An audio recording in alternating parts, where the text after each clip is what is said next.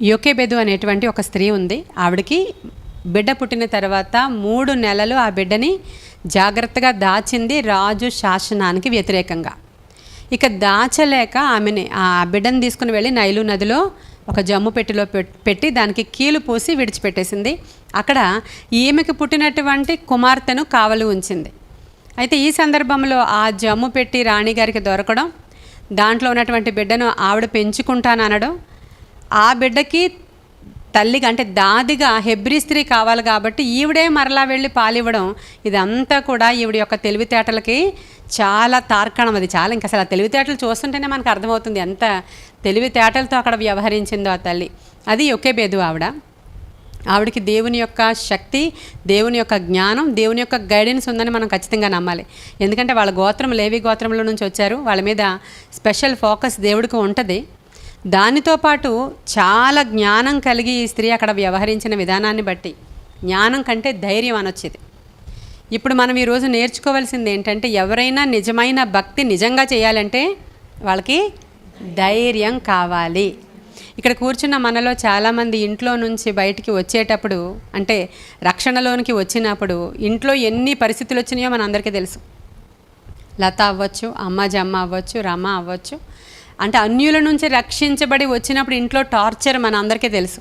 మీలో కొంతమంది భయంకరంగా శశి ఉంది, వీళ్ళందరూ కూడా భయంకరంగా ఇంట్లో నుంచి వచ్చినప్పుడు ఎన్ని తిట్లు, ఎంత హేళన, ఎంత అవమానం, ఎంత నింద, ఇవన్నిటిలో నుంచి నేను క్రీస్తుని సొంత రక్షకుడుగా అంగీకరిస్తున్నానని చెప్పాలంటే వాళ్ళకి ఫస్ట్ కావాల్సింది ధైర్యం.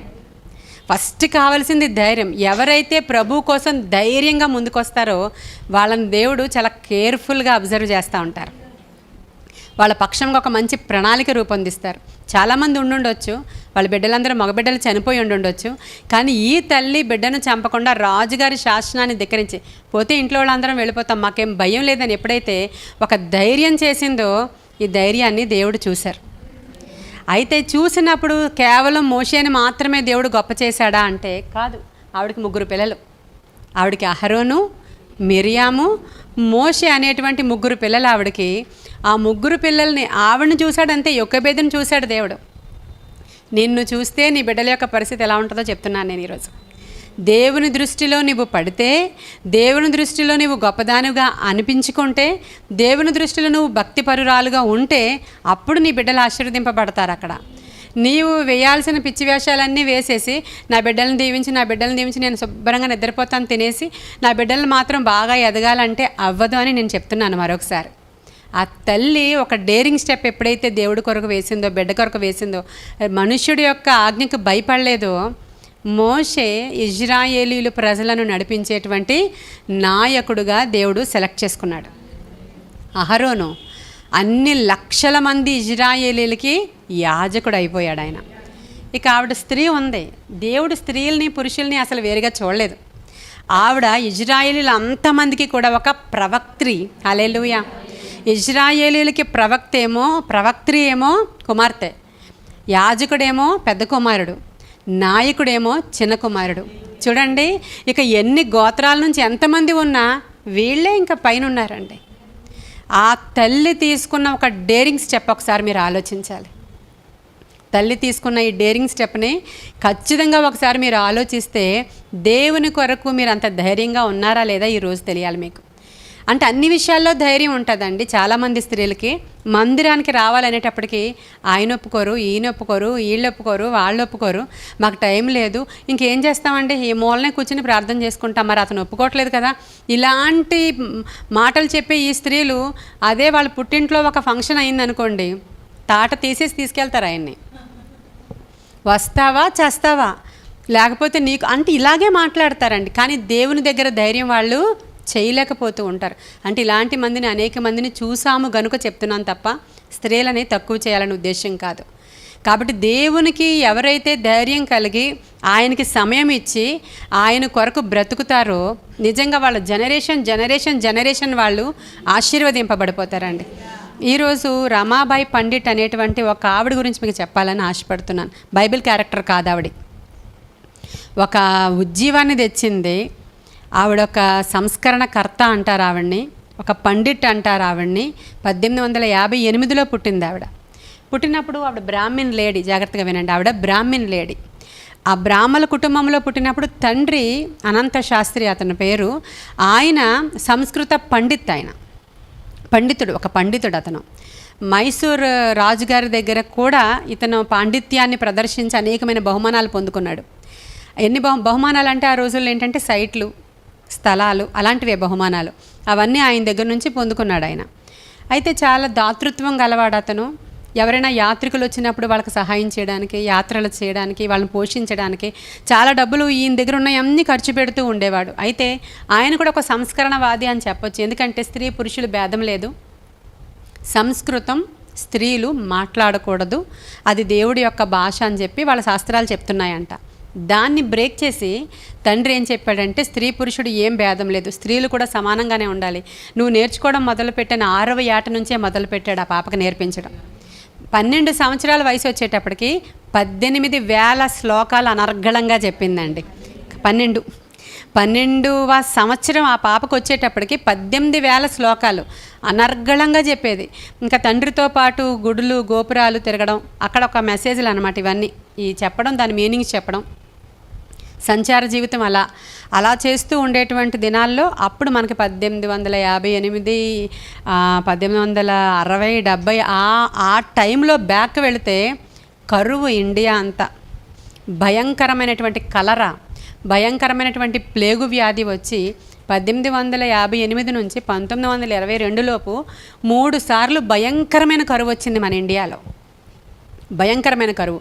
ఒకసారి కలరా వల్ల, రెండోసారి ఋతుపవనాలు రాలేదంట, పంటలు లేవు, మూడవసారి ఇంక ఈ ప్లేగు వ్యాధి విస్తరించిందంట. ఆ ఫస్ట్ టైం వచ్చినటువంటి ఆ కరువు కాలంలో వాళ్ళ నాన్న దగ్గర ఉన్న డబ్బులన్నీ అయిపోయినాయి. మొత్తం ఊరికి ఖర్చు పెట్టేశాడు ఆయన, ఏం మిగలలేదు.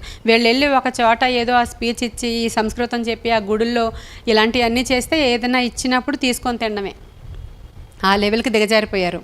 ఈమెకి ఒక అన్నయ్య కూడా ఉన్నాడు. అయితే మొత్తానికి తండ్రి చనిపోయాడు. ఈ కలరా ఇలాంటివన్నీ వచ్చి అధికమైన కరువు చేత ప్రజలలో అప్పుడు 1,00,000 మంది 4 లక్షల మంది చనిపోయారంట ఆ ఇయర్. దాంట్లో తండ్రి కూడా చనిపోయాడు. ఆయన చనిపోయిన 2 నెలలకి తల్లి కూడా చనిపోయింది. ఎవరు లేరు వీళ్ళకి, కరెక్ట్గా 16 ఇయర్స్. ఆ అమ్మాయికి 16 సంవత్సరాలు, తనకు ఒక అన్నయ్య ఉన్నాడు. ఇద్దరికీ వచ్చి సంస్కృతం, ఇద్దరికీ నేర్పించాడు తండ్రి. ఇంక వీళ్ళిద్దరూ సంచారం మొదలుపెట్టాడు. ప్రతి గుడి దగ్గరికి, ప్రతి ఎక్కడెక్కడ పుణ్యక్షేత్రాల దగ్గరికి, అక్కడికి వెళ్ళి ఇక్కడ స్టే చేయడం, ఈ సంస్కృతం చెప్పడం, దాని అర్థాలు చెప్పడం, అలాంటివన్నీ చెప్తూ ఉంటే ఎవరైనా ఏమైనా ఇస్తే తినడమే. అలాగ సంచార జీవితం జీవిస్తూ కాలినడకనే 3,600 కిలోమీటర్లలో కాలినడకన, డబ్బులే వీళ్ళకి, ఏదైనా ప్రయాణ సాధనాలు కూడా లేవట ఆ రోజుల్లో. అలా తిరుగుతూ తిరుగుతూ తిరుగుతూ తిరుపతికి వచ్చారు వాళ్ళు. తిరుపతికి కూడా వచ్చారు. అక్కడికి తిరుపతికి కూడా వచ్చి, అంటే వాళ్ళు కర్ణాటకలో పుట్టింది ఆ అమ్మాయి, నేను చెప్తున్నా ఆవిడ. తిరుపతికి వచ్చారు. తిరుపతి వచ్చి అక్కడ కూడా ఈ ప్రీచింగ్స్ ఇస్తున్నప్పుడు చాలామంది చూసి ఇక్కడ ఉన్నటువంటి ఆ రాజుగారు అప్పుడు రమ్మని చెప్పి వీళ్ళు ఇంకా పబ్లిక్ స్పీకర్స్ కింద మార్చబడ్డారు అనమాట. ఇంక పబ్లిక్గా స్పీకర్స్ కింద మార్చబడ్డారు. కొంచెం వీళ్ళకి డబ్బులు రావడం మొదలయ్యాయి, కొంచెం స్టాండర్డ్ పెరుగుతుంది. ఇక్కడికి వచ్చి బెంగాలీ నేర్చుకుంది ఆవిడ, హిందీ నేర్చుకుంది ఆవిడ, కర్ణాటక లాంగ్వేజ్లో మాట్లాడుతుంది, ఇంకా పుస్తకాలు అనర్గళంగా చదువుతుంది, ఇంక అనర్గళంగా చెప్పగలుగుతాను.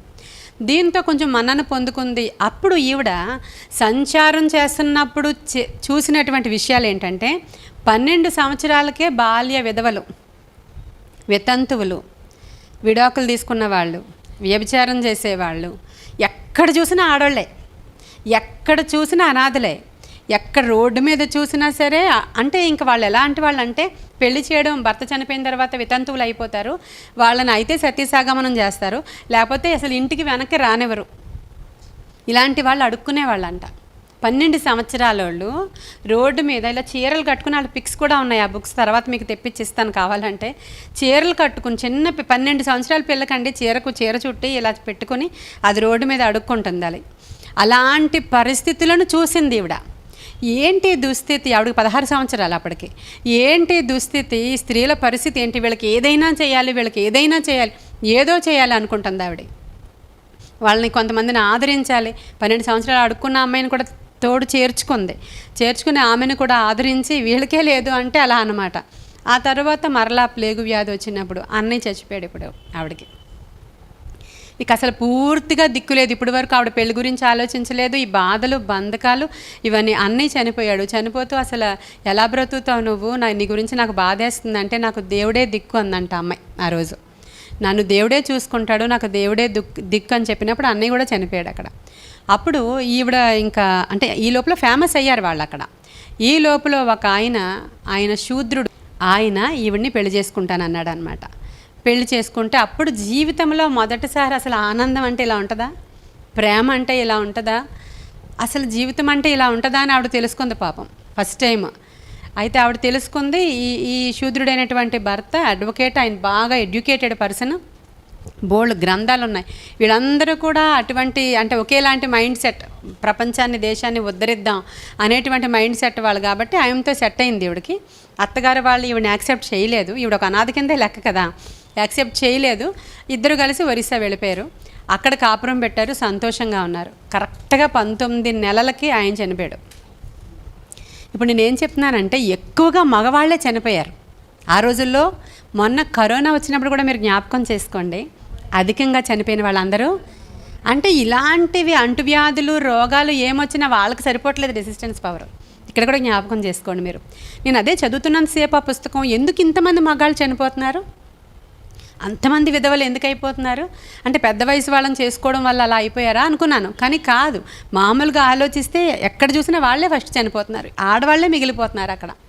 అలాంటి సందర్భంలో పాపం భర్త చనిపోయాడు. అప్పటికే ఈవిడికి చిన్న పాప ఉంది, పుట్టింది, మనోరమ అమ్మాయి పేరు.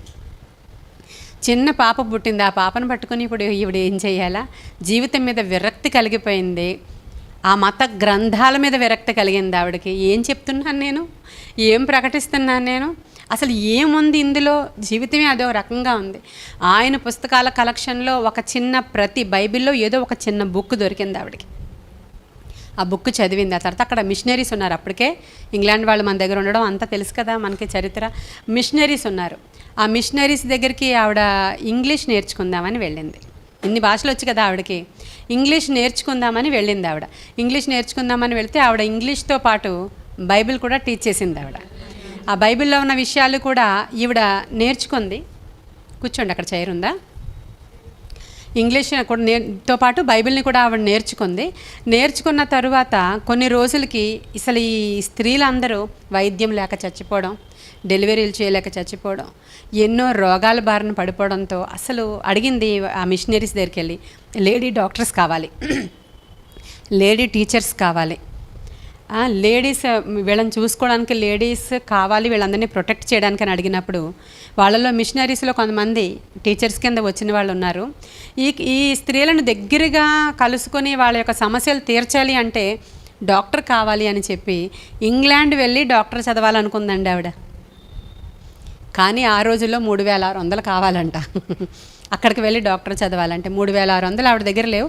అప్పటికే స్త్రీల మీద ఒక బుక్ రాసింది, దాని కాపీలన్నీ అమ్ముడు పోగా ఆవిడకి 600 ఉన్నాయి ఆవిడ దగ్గర. అయితే ఈ 3600 మిషనరీ ఒక ఆవిడ సహాయం చేసింది ఆవిడకి. నేను సహాయం చేస్తాను, నువ్వు ఇది చేస్తే అని ఆవిడకి ఏదో పని చెప్పింది. అప్పుడు ఈవిడ ఆ పనిని చేసి పెట్టింది. అప్పుడు ఆవిడకి సహాయం చేస్తే పాపను తీసుకొని షిప్లో ఇంగ్లాండ్కి బయలుదేరి వెళ్ళింది ఆవిడ. బయలుదేరి వెళ్ళిన తర్వాత అక్కడికి వెళ్ళిన తర్వాత అక్కడ కూడా స్త్రీల సమస్యలు ఎదురయ్యాయి. త్రాగుబోతు స్త్రీలు అంట, వాళ్ళు వ్యభిచారం చేసినటువంటి స్త్రీలు అంట, అసలు మానసికంగా ఏదో చెత్తగా అయిపోయినటువంటి స్త్రీలు. వాళ్ళందరికీ ఒక సదన్ ఉంది, అక్కడ ఒక హోమ్ ఉంది. ఆ హోమ్లో ఈ మిషనరీస్ అక్కడ, ఇప్పుడు మిషనరీస్ ద్వారా వెళ్ళారు కాబట్టి మిషనరీ హౌస్లోనే ఉంది ఇవిడ. ఇక్కడ వాళ్ళు ఆ స్త్రీలకు చేస్తున్నటువంటి సేవ చూసి ఆశ్చర్యపోయిందంట ఇవిడి. అంత డట్టీగా ఉన్నటువంటి వాళ్ళకి, అటువంటి చెత్త స్త్రీలకి, త్రాగుబోతు స్త్రీలకి ఎంత పేషెన్స్తో, సహనంతో, ప్రేమతో మీరు ఎలాగ వాళ్ళని ట్రీట్ చేయగలుగుతున్నారు అని అడిగినప్పుడు ఆవిడ అక్కడున్న మిషనరీ యోహాను సువార్త 4వ అధ్యాయం తీసి ఆ యొక్క సమరయ స్త్రీ గురించి చెప్పిందంట. అది చెప్పినప్పుడు ఈవిడికి బైబిల్ మీద ఇంట్రెస్ట్ కలిగింది. మొత్తానికి దేవుని గురించి తెలుసుకోవడం ప్రారంభించింది. మాకు క్రైస్తవులకి చాలా వ్యత్యాసం ఏదో ఉంది, నేను తెలుసుకోవాలి, ఈ దేవుని ప్రేమను గురించి తెలుసుకోవాలని అక్కడ ఉండగానే తెలుసుకుంది ఆవిడ. దేవుణ్ణి ఇంక పూర్తిగా విశ్వసించింది, బైబిల్ మొత్తం చదివేసింది. అక్కడే బాప్తిస్మం తీసుకుంది. 6 సంవత్సరాలు అక్కడ ఉంది. కానీ మెడిసిన్ చదవడానికి ఆవిడ ఆవిడకి సరిపోలేదు. అంటే అక్కడే మెట్రికులేషన్ చేసింది, అక్కడే చదువుకున్న తర్వాత ఇంకా ఫర్దర్ చేద్దాము చదువు అనుకునేసరికి ఆవిడకి అప్పటికే రకరకాల ప్రయాణాల వల్ల, ఈ కరువులు కాటకాల వల్ల విపరీతంగా ఆవిడ శరీరం కృషించిపోవడం వల్ల ఆవిడకి వినికిడి సమస్య వచ్చిందంట. గట్టిగా చెప్తారు కదా శ్లోకాలు, అవన్నీ ఎక్కువ మాట్లాడితే సమస్య వస్తుంది. రిజెక్ట్ చేయబడింది. ఆ మెడికల్ కాలేజీలో ఆవిడ చదువుకోవడానికి వీలు కాలేదు. మెడిసిన్ చదవలేదు తప్ప ఎడ్యుకేషన్ చేసింది, లాంగ్వేజ్ అంతా నేర్చేసుకుంది, ఏదో చదువు నేర్చేసుకుంది, ఇవన్నీ దేవుణ్ణి తెలుసుకుంది. 6 సంవత్సరాల తర్వాత ఇండియాకి తిరిగి వచ్చేసింది ఆవిడ. తిరిగి వచ్చిన తర్వాత ఇంకా చెప్తే లెందీగా అయిపోతుంది ఈ పుస్తకంలో ఉన్నదంతా కూడా. ఇండియాకి వచ్చిన తర్వాత మరలా ఇక్కడ కరువు, చాలా భయంకరమైన కరువు వచ్చినప్పుడు, ఆ కరువులో చాలామంది చనిపోయినప్పుడు ఆవిడ 1901వ సంవత్సరంలో వచ్చిన కరువు అన్నమాట. అప్పుడు విపరీతంగా చనిపోయినప్పుడు అప్పుడు 1500 కిలోమీటర్లు తిరిగింది ఆవిడ. తిరిగి 1500 కిలోమీటర్లు కాదు, ఎన్నో చాలా అక్కడ రాయబడి ఉన్న ఎన్నో వందల కిలోమీటర్లే తిరిగి 1500 మంది ఈ ఏమంటారు స్త్రీలను, పిల్లల్ని, అటువంటి అనాథలను, ఆర్ఫన్స్ని ఏరుకుని తీసుకొచ్చింది అందరినీ. ఎక్కడెక్కడ ఉన్న వాళ్ళందరినీ. అసలు ఒకరు తినడానికే కరువైన పరిస్థితుల్లో 1500 మందికి తిండి పెట్టడం ఆలోచించండి ఇప్పుడు మీరు. కరువు అంటే ఏంటి? ఎవరు ఒకరు తినడానికే లేని పరిస్థితి కదా కరువు. ఎంతమంది రోడ్ల మీద, అడవుల్లోనూ అక్కడ ప్రాస్టిట్యూషన్ చేసేస్తూ, అసలు ఈ స్త్రీలకు అసలు ఇంకా సెక్యూరిటీ లేక అడుక్కుంటూ, అటువంటి వాళ్ళని, అలాంటి మెంటల్ కండిషన్లో ఉన్న వాళ్ళందరినీ తెచ్చింది ఆవిడ. ముక్తి సదన్ అని, కృపా సదన్ అని, ఇలాంటి చారిటబుల్ ట్రస్ట్లు అనమాట అవి. అంత సదన్స్ అని చెప్పి ఆవిడ పెట్టి దాంట్లో ఈ పిల్లలందరినీ కూడా మంచిగా అంటే ట్రైనింగ్ ఇస్తూ, వాళ్ళ చేతుల మీద వాళ్ళ చేతి పనులు చేసుకుంటూ వాళ్ళు బ్రతికేటట్లు అలాంటివన్నీ నేర్పిస్తూ, ఒక ప్రక్క నుంచి ప్రార్థనలు జరిగిస్తూ, ఇంట్రెస్ట్ ఉన్న వాళ్ళు మాత్రమే దేవుడి దగ్గరికి రావచ్చు, మిగతా వాళ్ళు మీ సొంత దేవుళ్ళని పూజించుకోవచ్చు. ఆవిడేం బలవంతం చేయలేదు. ఈవిడ కుమార్తె చేసుకుంటున్న ప్రార్థనలు చూసి దేవుని యొక్క శక్తిని బట్టి కొందరు ఆకర్షితులై వచ్చినప్పుడు 600 మంది ఒక్కసారి ఒక గొప్ప ఉజ్జీవం రగిలిందంట అక్కడ. రగిలి ఒక ఆయన వచ్చారు, మిషనరీ. వచ్చినప్పుడు ఎంతమంది బాప్తిస్మాలు తీసుకుంటారో నా వెనకాల రండి అంటే 100 మంది రెడీ అయ్యారంట పిల్లలు, పెద్దవాళ్ళు. వీళ్ళందరూ 9 కిలోమీటర్లు నడుచుకుని ఎద్దుల బండ్ల మీద వాళ్ళందరూ ప్రయాణమై అక్కడ ఇంకా ఉజ్జీవముతో పాటలు పాడుతూ ఇన్ని 100 మందికి ఫస్ట్ టైం దేవుడు చేసిన మిరకల్ ఇండియాలో. వీళ్ళందరూ వెళ్ళి అన్ని 100 మంది అక్కడ బాప్తిస్మం పొందుకుని అసలు ఉజ్జీవం రగిలిందంట. ఆ ఉజ్జీవం వాళ్ళందరూ బ్యాక్ వచ్చారు. ఆ తర్వాత ఈ సదన్లో ఉన్నటువంటి క్రిస్టియానిటీని డెవలప్ చేస్తుందని చెప్పి ఈ బ్రాహ్మిన్స్ యొక్క భార్యల్ని వాళ్ళు బాగా లీస్ట్గా చూస్తూ, వస్తువుల్లాగే చూస్తూ చాలా హింస పెడుతుంటే ఆ బ్రాహ్మలకి విరోధంగా మాట్లాడడం మొదలు పెడితే బ్రాహ్మలందరూ ఈవిడికి యాంటీ అయిపోయారు. నీకెందుకు మా పర్సనల్ విషయాల్లో ఇన్వాల్వ్ అవుతున్నావని ఈవిడ చేస్తున్న భక్తి మీద కూడా పడ్డారంట ఆ రోజు. ఇంకా అంతా వ్యతిరేకత, ఇది హిందూ రాజ్యము, ఇలాంటివి చేయడానికి వీల్లేదు, నువ్వు ఇక్కడ ఉండడానికి వీల్లేదు, నీకు అసలు ఏ ఫెసిలిటీ ఇవ్వము, ఏ ఫండింగ్ లేదు అనేంత కఠినం అయిపోయినప్పుడు విపరీతంగా ప్రార్థన చేసింది ఆవిడ. ఈ పరిస్థితిని బట్టి ప్రార్థన చేసినప్పుడు ఆవిడకి పైనుంచి సహాయం వచ్చింది, పైనుంచి ఫండింగ్ వచ్చింది ఆవిడకి. ఇక్కడ స్ట్రిక్ట్ అయిపోవడంతో ఈవిడ ఇన్వాల్వ్ అయ్యారు వాళ్ళు. పైనుంచి ఈవిడికి సహాయం వచ్చినప్పుడు 100 ఎకరాలు కొందండి ఆవిడ. వాళ్ళ కోసం 100 ఎకరాలు కొందావిడ. పెద్ద బిల్డింగ్ కట్టించింది ఆ ముక్తి సదన్ అనే వాళ్ళకి. దాంట్లో వీళ్ళందరూ కూడా ప్రార్థనలు చేసుకుంటూ ఉంటే ఇప్పుడు ఈ స్త్రీలందరినీ కూడా ఆవిడ సేవకురాళ్ళలా తయారు చేసేసింది. సేవకురాళ్ళలాగా ఇంకా మారుమూల గ్రామాలకి వీళ్ళు సేవ కోసం వెళ్ళడం, అనేకుల్ని రక్షించడం. తర్వాత మరొకసారి ఉద్యమం రగిలి కొన్ని 100 మంది బాప్తిస్మాలు తీసుకున్నారంట. ఒకరోజు ప్రార్థనలు చేసుకున్నారు వాళ్ళు. ఇదే మంగళవార దినాన దేవుడు ప్రార్థన చేయమని వాళ్ళని ప్రేరేపించారు. ప్రార్థన చేసుకుంటూ వాళ్ళందరూ పరిశుద్ధాత్మ శక్తి కోసం కనిపెడుతున్నారంట. ఎందుకని మారుమూల ప్రాంతాల్లో సేవకి వెళ్ళాలంటే మనం శక్తి పొందుకొని వెళ్ళాలి. మేము వెళుతున్నాం అక్కడికి. ఈ లోపల మీరు ప్రార్థనలు ఇక్కడ కొంతమంది కూర్చొని చెయ్యండి. అక్కడ వాళ్ళు వెళ్ళేటప్పుడు వీళ్ళు ఇక్కడ తెల్లవారి రాత్రి పగలు ప్రార్థనలు అలా జరుగుతూనే ఉన్నాయి. అదే పవర్ మరి పనిచేసింది. అవేమీ లేకుండా ఇన్ని సంఘ సంస్కరణలు చేసేస్తామని బయలుదేరితే మనం ఏమీ చేయలేం. ప్రతిదీ ప్రార్థనతోనే. ఆవిడ ప్రార్థన చేస్తూ ఉంటే అది మంగళవారం ఈవిడ వచ్చి ఈరోజు ప్రీచ్ చేయాలి. ఆ రోజు ప్రీచ్ చేయాల్సినటువంటి చాప్టరు యోహాను సువార్త 8వ అధ్యాయం చెప్పాలి ఆవిడ అక్కడికి వచ్చి. ఈ లోపల ప్రార్థన జరుగుతూ ఉంది. ప్రార్థన జరుగుతూ ఉన్నప్పుడు గొప్ప గొప్పగా దేవుని యొక్క శక్తి ఆ మేడగదిలోకి దిగొచ్చేసింది. అక్కడికి మేడగదిలో వచ్చినటువంటి పవర్ దిగొచ్చేసి ఒక అమ్మాయి లిటరల్గా కాలిపోతుంది. అక్కడ పక్కన కూర్చున్న అమ్మాయి చూస్తుంటే ఈ అమ్మాయి తగులుబడిపోతుంది. ఈ అమ్మాయి పరిగెత్తుకుని వెళ్ళి బకెట్తో నీళ్లు తీసుకొచ్చి ఆ ప్లేస్ అంతా వేసేస్తే ఆ అమ్మాయి ఏం కాలేదు, ప్రార్థన చేసుకుంటూ ఉంది. చూడండి ఒకసారి, దేవుని యొక్క అగ్ని అలా అగ్నిలాగా ఆ గదంతా వచ్చేసి ఆ దుప్పటి ఆ అమ్మాయి కాలిపోతుందంట. మీకు అర్థమైందా? నీళ్ళు తీసుకొచ్చి వాళ్ళందరూ వేసేస్తే ఇది అసలు నిజంగా బర్న్ అవ్వలేదు ఆవిడ. దేవుని యొక్క అగ్ని అలా స్పష్టంగా దిగి వచ్చింది చరిత్రలో. ఇప్పుడు చాలామంది అంటూ ఉంటారు, ఆది అపోస్తలుల కాలంలో మాత్రమే అన్య భాషలు ఉన్నాయి, పరిశుద్ధాత్మ శక్తి ఉంది, ఇప్పుడు అవేమీ లేవు, గట్టిగా ప్రార్థన చేయక్కర్లేదు, భాషలు లేవు, గందరగోళం లేదు, కేకలు లేవు అంటున్నారు కదా. అది జరిగింది అక్కడ. పిల్లలందరూ కేకలేసి పశ్చాత్తాపముతో వారి పాపాలని ఒప్పుకుంటున్నారంట, కేకలు వేస్తున్నారంట. వాళ్ళు ఇంక ఏం మాట్లాడుతున్నారో వాళ్ళకే తెలియట్లేదంట. అలాగ ఉజ్జీవంతో రగులుతుంటే వాక్యం చెప్దామని ఆవిడ ట్రై చేస్తున్నా అసలు వాక్యానికి కూడా అసలు ఆ కన్వీనియంట్గా లేదు. అప్పుడు ప్రభు మాట్లాడుతున్నారంట, 10 రోజులు కంటిన్యూగా ప్రార్థన చేయండి. హల్లెలూయా. 10 రోజులు ఇంక అదే పవర్, రాత్రి లేదు పగలు లేదు. వాళ్ళు ఏమి మాట్లాడుతున్నారో ఏమి ప్రవర్తిస్తున్నారో వాళ్ళకి తెలియలేనంతగా దేవుని యొక్క శక్తి వారి మీదకి దిగి వచ్చిన సందర్భం చరిత్రలో రాసుంది. మరి ఈరోజు చాలామంది అంటారు పరిశుద్ధాత్మ ఏంటి, కేకలేంటి?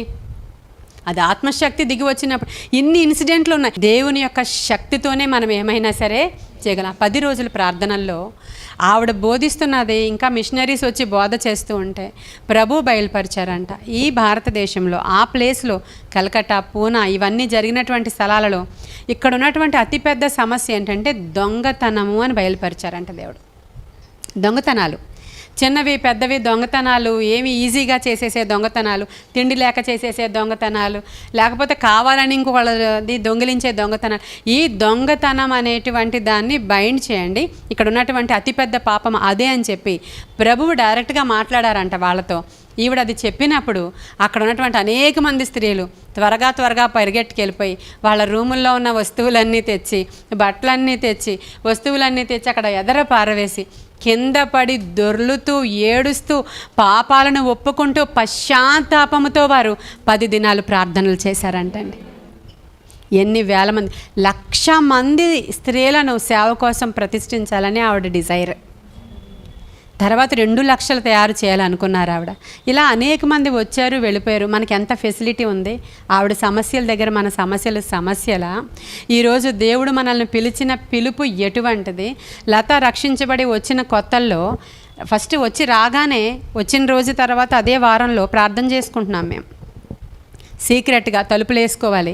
ఎవరైనా చూస్తే ఈ అమ్మాయిని రక్షించేశాను, దేవుడు తెలిసేసుకున్నాడు అని, లేకపోతే దేవునిలో ఉంది అని తెలిస్తే మా ఇంట్లో వాళ్ళు ఎవరు కూడా ఇంకా ఊరుకోరు. చాలా ఏం మాట్లాడతారో వాళ్ళకే తెలీదు. అంతటి పరిస్థితుల్లో మా ఇద్దరం మాత్రమే గదిలో ఉండి ప్రార్థన చేస్తున్నప్పుడు ప్రార్థన చేస్తూ ఉండగానే దేవుని యొక్క అగ్ని దిగి వచ్చి ఆ అమ్మాయి బొట్టు పెట్టుకునేది, ఇలా పొడుగ్గా పెట్టుకునేది, పాములాగా పెట్టుకునేది బొట్లు ఇలాగా.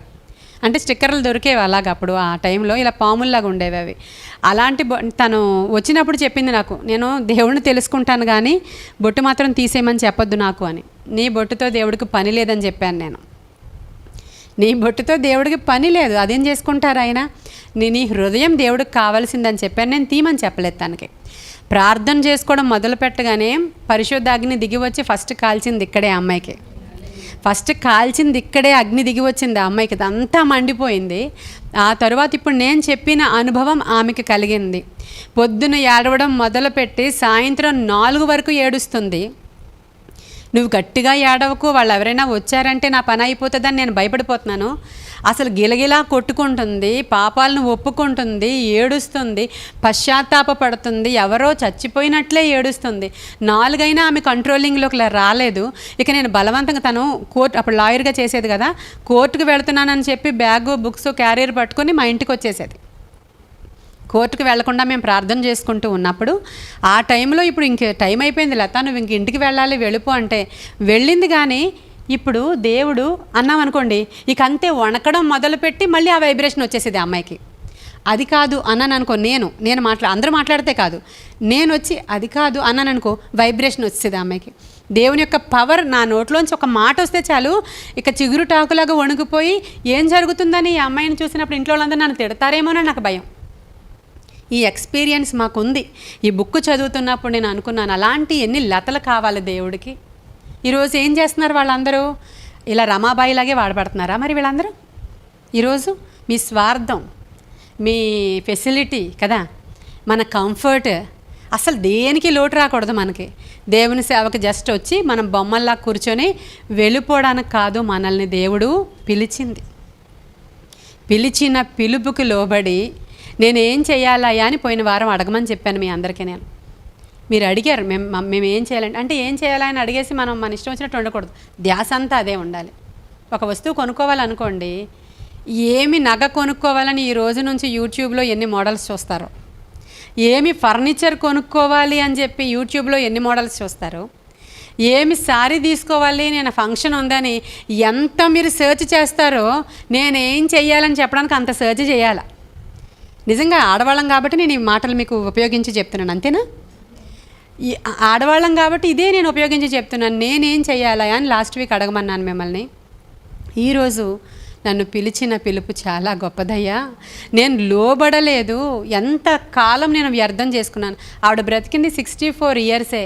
ఆవిడ చేసిన సేవ చూస్తే, ఆవిడ పడిన కష్టాలు చూస్తే ఎంత నేర్చుకుందో చూడండి. ఎంత నేర్చుకోగలం మనం చదువుకున్నామా? ఇక్కడ అందరూ పీజీలు చేసిన వాళ్ళు, డిగ్రీలు చేసిన వాళ్ళు ఉన్నారా?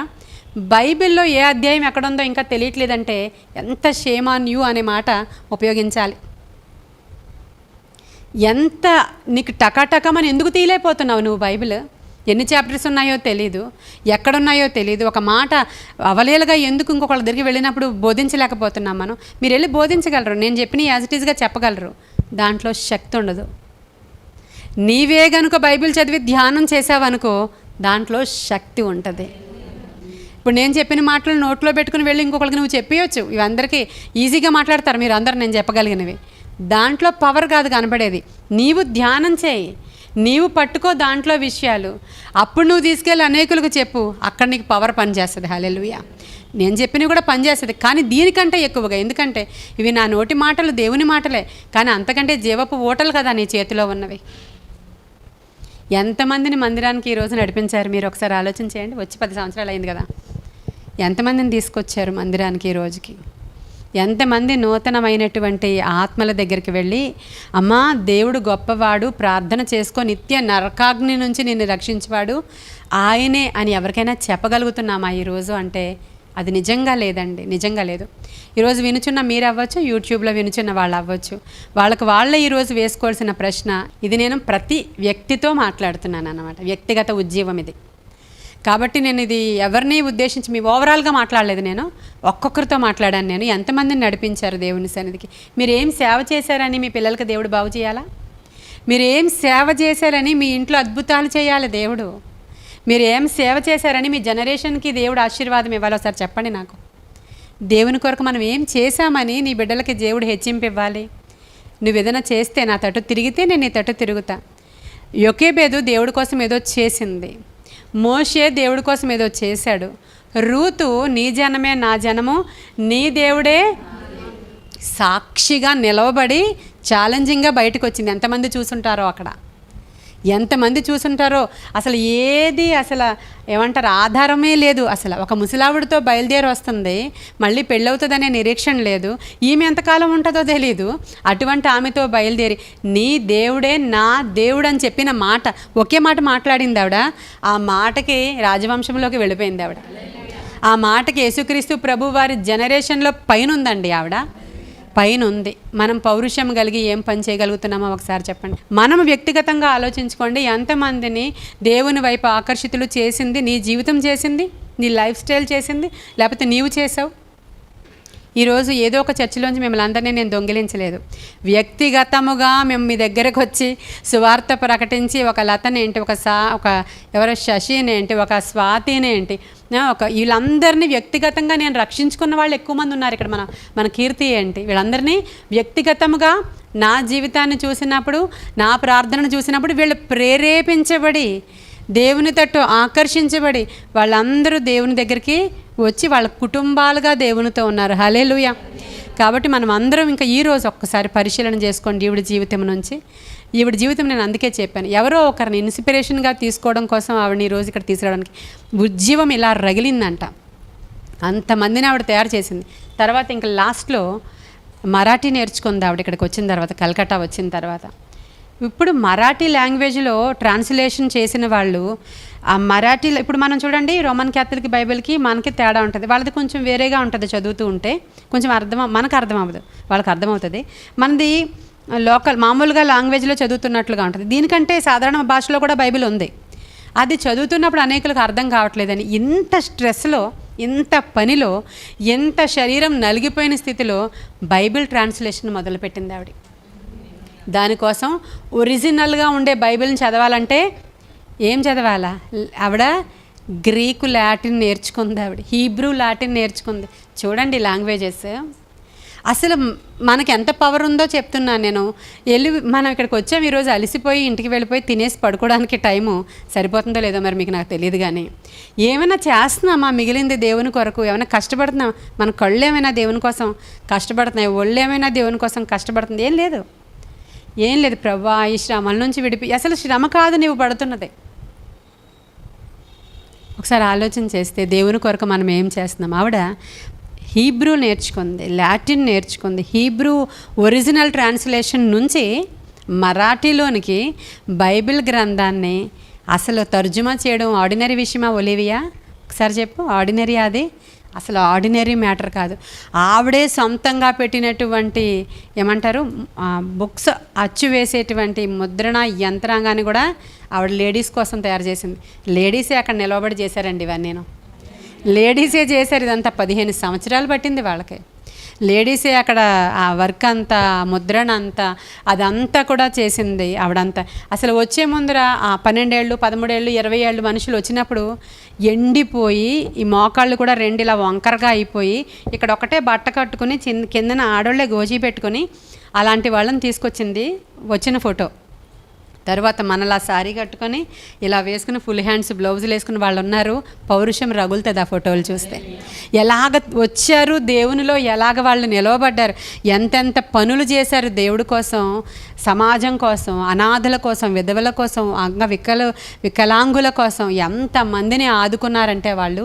ఎన్ని సదన్లు పెట్టారంటే, ఎంతమందిని లిఫ్ట్ చేశారంటే, ఎన్ని విద్యా సంస్థలు నెలకొల్పారంటే, ఎంత ఉజ్జీవం రగిల్చారంటే, ఎంతమందిని రక్షణలోనికి రగిల్చారంటే, ఇదంతా వాళ్ళ ప్రార్థనల ఫలితం.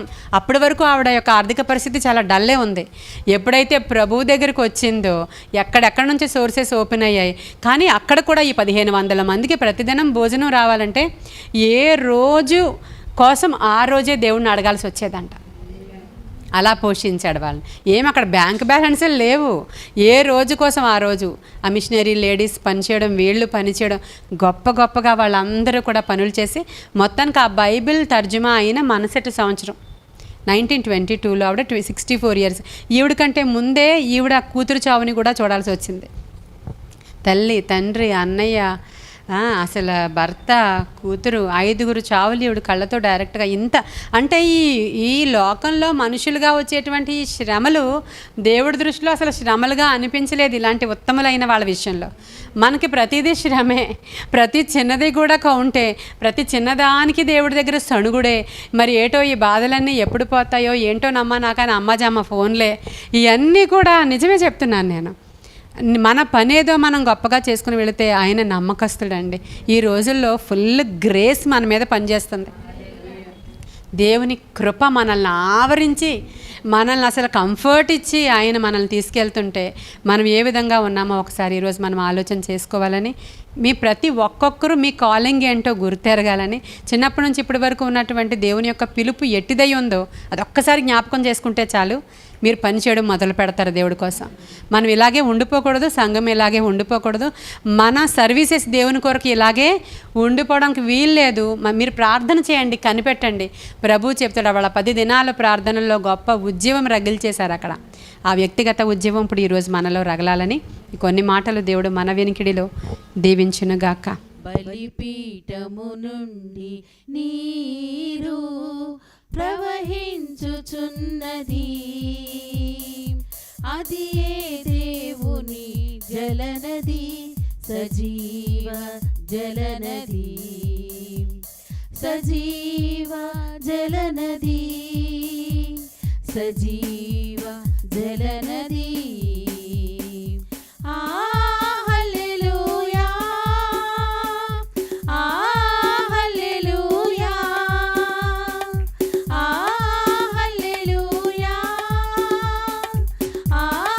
హల్లెలూయా. పారుచున్నది జీవనది, దేవుని జలనది, పారుచున్నది జీవనది, దేవుని జలనది, సజీవ జలనది, దేవుని జలనది, సజీవ జలనది, దేవుని జలనది. బలిపీఠము నుండి నీరు ప్రవహించుచున్నది, అది ఏ దేవుని జలనది, సజీవ జలనది. వడిగా పారు ఈ నది, శుద్ధునిగా నిన్ను చేయును, శాంతికరమైన జలములు సేదను తీర్చి నడుపును. వడిగా పారు ఈ నది, శుద్ధునిగా నిన్ను చేయును, శాంతికరమైన జలములు సేదను తీర్చి నడుపును. హల్లెలూయా, హల్లెలూయా, హల్లెలూయా, హల్లెలూయా. పారుచున్నది జీవనది, సజీవ జలనది, పారుచున్నది జీవనది, దేవుని జలనది, సజీవ జలనది, దేవుని జలనది.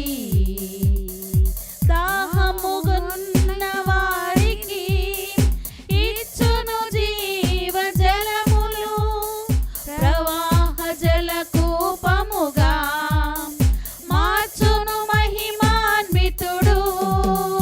దాహముగొన్న వారికి ఇచ్చును జీవ జలములు, ప్రవాహ జల కూపముగా మార్చును మహిమాన్వితుడు.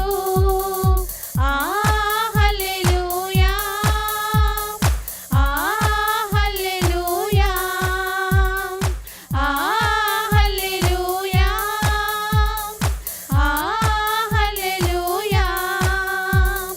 పారుచున్నది జీవనది, దేవుని జలనది, పారుచున్నది జీవనది, దేవుని జలనది, సజీవ జలనది, దేవుని జలనది, సజీవ జలనది, దేవుని జలనది.